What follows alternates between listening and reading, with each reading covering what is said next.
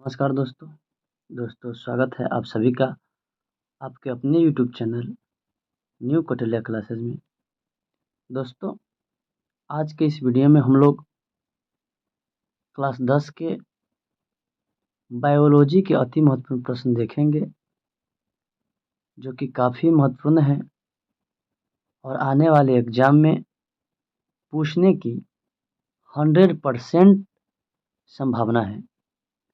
तो दोस्तों, इस वीडियो को ध्यान से एवं लास्ट तक देखें, और यदि आप इस चैनल पर नए हों तो चैनल को सब्सक्राइब कर लें, ताकि एग्ज़ाम से संबंधित जो भी महत्वपूर्ण जानकारी हो आप तक पहुंच सके। तो दोस्तों, हम लोग आज इस वीडियो में बायोलॉजी के प्रथम चैप्टर जैव प्रक्रम से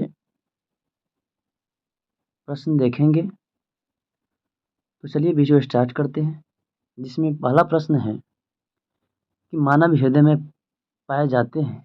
तो मानव हृदय में 4 विषम पाए जाते हैं। अगला प्रश्न संख्या 2 है कि कवक में पोषण की कौन सी विधि है। तो कवक में पोषण की मृतजीवी विधि पाई जाती है। अगला प्रश्न संख्या 3 है कि भोजन का पचना किस प्रकार की अभिक्रिया है। तो भोजन का पचना जो है उपचयन प्रकार की अभिक्रिया है। अगला प्रश्न संख्या 4 है कि रक्त क्या है। तो रक्त जो है एक प्रकार के तरल संयोजी उत्तक होता है, यानी उत्तक होगा। अगला प्रश्न संख्या 5 है कि निम्नलिखित में कौन उत्सर्जी अंग है। तो निम्नलिखित में जो है वृक्क उत्सर्जी अंग है। अगला प्रश्न संख्या 6 है कि मत्स्य का मुख्य श्वसन अंग है। तो मत्स्य का मुख्य श्वसन अंग गिल्स होता है। अगला प्रश्न संख्या 7 है कि भोजन का पचना किस प्रकार की अभिक्रिया है। तो भोजन का पचना जो है उपचयन प्रकार की अभिक्रिया है।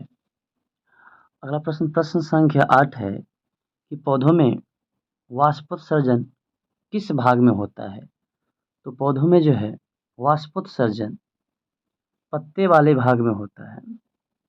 अगला प्रश्न संख्या 9 है कि प्रकाश संश्लेषण द्वारा किसकी प्राप्ति होती है।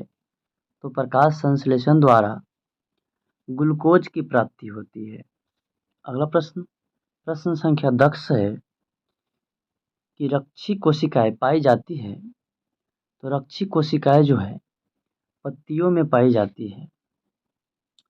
अगला प्रश्न संख्या 11 है कि मानव हृदय में कितने कोष्ठ होते हैं। तो मानव हृदय में जो है 4 कोष्ठ होते हैं। अगला प्रश्न संख्या 12 है कि मानव रक्त में उपस्थित यूरिया की सामान्य मात्रा है। तो मानव रक्त में उपस्थित यूरिया की सामान्य मात्रा जो है 20 mg होता है। अगला प्रश्न संख्या 13 है कि श्वसन क्रिया के दौरान कितनी प्रतिशत ऊर्जा ताप के रूप में निष्कासित होती है। तो श्वसन क्रिया के दौरान जो है 20% ऊर्जा जो है ताप के रूप में निष्कासित होती है। अगला प्रश्न संख्या 14 है कि पौधों के वायवीय भागों से जल के निष्कर्ष की क्रिया कहलाती है।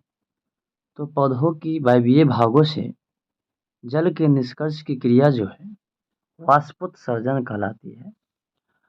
अगला प्रश्न संख्या 15 है कि वह कौन प्रक्रम है जिनके द्वारा शरीर में ऊर्जा का उत्पादन होता है। तो वह प्रक्रम जो है श्वसन है, क्योंकि श्वसन के द्वारा ही शरीर में ऊर्जा का उत्पादन होता है। अगला प्रश्न संख्या 16 है कि कौन सी क्रिया सभी जीवों के लिए अनिवार्य है। तो सभी जीवों के लिए श्वसन जो है अनिवार्य होता है। अगला प्रश्न संख्या 17 है कि मैग्नीशियम पाया जाता है, तो मैग्नीशियम जो है क्लोरोफिल में पाया जाता है। अगला प्रश्न संख्या 18 है कि कोशिका झिल्ली किस प्रकार की झिल्ली है, तो कोशिका झिल्ली जो है अर्धपरागम झिल्ली होती है। अगला प्रश्न संख्या 19 है कि दही के जमने में निम्नलिखित में कौन सी क्रिया होती है, तो दही के जमने में निम्नलिखित में जो है किण्वन की क्रिया होती है। अगला प्रश्न संख्या 20 है कि मानव हृदय में पाए जाते हैं, तो मानव हृदय में जो है 4 विषम पाए जाते हैं। अगला प्रश्न संख्या 21 है कि मानव में डायलिसिस थैली है, तो मानव में जो है डायलिसिस थैली नेफ्रॉन है। अगला प्रश्न संख्या 22 है कि रक्त में आयरन की कमी से होने वाला रोग है, तो रक्त में आयरन की कमी से होने वाले रोग को एनीमिया कहते हैं।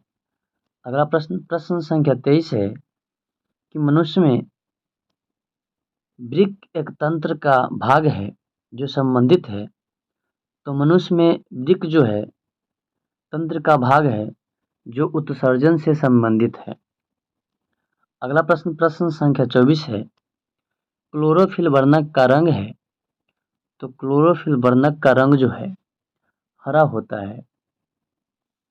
अगला प्रश्न संख्या 25 है कि शरीर में भोजन का पचना किस प्रकार की अभिक्रिया है, तो शरीर में भोजन का पचना उपचयन प्रकार की अभिक्रिया है। अगला प्रश्न संख्या 26 है स्वपोषी पोषण के लिए आवश्यक है, तो स्वपोषी पोषण के लिए क्लोरोफिल, कार्बन डाइऑक्साइड तथा जल एवं सूर्य का प्रकाश यानी उपयुक्त सभी जो है स्वपोषी पोषण के लिए आवश्यक होता है। अगला प्रश्न संख्या 27 है प्रकाश संश्लेषण होता है, तो प्रकाश संश्लेषण जो है दिन में होता है। अगला प्रश्न संख्या 28 है कि वृक्क के रचनात्मक एवं क्रियात्मक इकाई को कहते हैं, तो वृक्क के रचनात्मक एवं क्रियात्मक इकाई को नेफ्रॉन कहते हैं। अगला प्रश्न संख्या 29 है प्रकृति में ऑक्सीजन का संतुलन कैसे बनता है, तो प्रकृति में ऑक्सीजन का संतुलन जो है प्रकाश संश्लेषण के द्वारा बनता है। अगला प्रश्न संख्या 30 है कि पौधों में श्वसन के लिए श्वसन क्रिया के अंतर्गत एटीपी या एडीपी के टूटने से कितनी ऊर्जा मुक्त होती है, तो पौधों में जो है एटीपी के टूटने से इनमें से कोई नहीं होगा, ऑप्शन नंबर डी होगा। अगला प्रश्न संख्या 31 है कि अथाइल अल्कोहल किस प्रकार के श्वसन में बनता है, तो अथाइल अल्कोहल जो है अवायवीय श्वसन में बनता है। अगला प्रश्न संख्या 32 है कि मनुष्य के सांस लेने और छोड़ने की क्रिया को क्या कहते हैं, तो मनुष्य के सांस लेने और छोड़ने की क्रिया को श्वासोच्छ्वास कहते हैं। अगला प्रश्न संख्या 33 है कि पादप में फ्लोएम संवाहक होता है, तो पादप में फ्लोएम संवाहक जो होता है भोजन होता है। अगला प्रश्न संख्या 34 है कि प्रकाश संश्लेषण क्रिया में ऑक्सीजन बाहर निकलता है, तो प्रकाश संश्लेषण क्रिया में ऑक्सीजन जो है जल से बाहर निकलता है। अगला प्रश्न संख्या 35 है स्वपोषी पोषण के लिए आवश्यक है, तो स्वपोषी पोषण के लिए निम्नलिखित में जो है सौर प्रकाश यानी सूर्य का प्रकाश आवश्यक होता है। अगला प्रश्न संख्या 36 है कि इनमें से किसके द्वारा अमीबा में भोजन का अंतर्ग्रहण होता है, तो इनमें से जो है कूटपाद के द्वारा जो भोजन जो है अमीबा में होते रहता है। अगला प्रश्न संख्या 37 है कि प्रकृति में ऑक्सीजन का संतुलन कैसे बना रहता है। तो प्रकृति में जो है ऑक्सीजन का संतुलन प्रकाश संश्लेषण के द्वारा बना रहता है। अगला प्रश्न संख्या 38 है, कूटपाद किसमें पाया जाता है। तो कूटपाद जो है अमीबा में पाया जाता है। अगला प्रश्न संख्या 39 है कि रक्त में हल्के पीले रंग के चिपचिपे द्रव को कहते हैं। तो रक्त में हल्के पीले रंग के चिपचिपे द्रव को प्लाज्मा कहते हैं। अगला प्रश्न संख्या 40 है, मनुष्य में वृक्क संबंधित है। तो मनुष्य में वृक्क जो है उत्सर्जन से संबंधित है। अगला प्रश्न संख्या 41 है, निम्न में कौन उत्सर्जी अंग है। तो निम्नलिखित में वृक्क जो है उत्सर्जी अंग है। अगला प्रश्न संख्या 42 है, स्वपोषी पोषण के लिए आवश्यक है। तो स्वपोषी पोषण के लिए कार्बन डाइऑक्साइड, क्लोरोफिल, सूरज का प्रकाश यानी इनमें से सभी जो है आवश्यक होता है। अगला प्रश्न संख्या 43 है कि यूरिया रक्त में कहाँ से प्रवेश करती है। तो यूरिया जो है रक्त में यकृत से प्रवेश करती है। अगला प्रश्न संख्या 44 है कि मनुष्य के शरीर की सबसे बड़ी ग्रंथि है। तो मनुष्य के शरीर की सबसे बड़ी ग्रंथि जो है यकृत होता है यानी लीवर। अगला प्रश्न संख्या 45 है कि पाइरूवेट के विखंडन से कार्बन डाइऑक्साइड, जल तथा ऊर्जा देता है। यह क्रिया क्या कहलाती है। तो पाइरूवेट के विखंडन से कार्बन डाइऑक्साइड, जल तथा ऊर्जा देता है और यह क्रिया जो है माइटोकॉन्ड्रिया कहलाती है। अगला प्रश्न संख्या 46 है कि पादप में जाइलम जो है उत्तरदायी होता है। तो पादप में जाइलम जो है जल के वहन के लिए उत्तरदायी होता है। अगला प्रश्न संख्या जो है 47 है कि कूटपाद किसमें पाया जाता है। तो कूटपाद अमीबा में पाया जाता है। अगला प्रश्न संख्या 48 है, स्टोमेटा पौधों के किस अंग में पाया जाता है। तो स्टोमेटा पौधों के पत्ती में पाया जाता है। अगला प्रश्न संख्या 49 है कि मानव हृदय का औसत प्रकुंचन दाब लगभग होता है। तो मानव हृदय का औसत प्रकुंचन दाब लगभग 120 mmHg होता है। अगला प्रश्न संख्या 50 है, इनमें कौन प्रकाश संश्लेषी अंग है। तो निम्नलिखित में प्रकाश संश्लेषी अंग जो है हरित लवक होता है।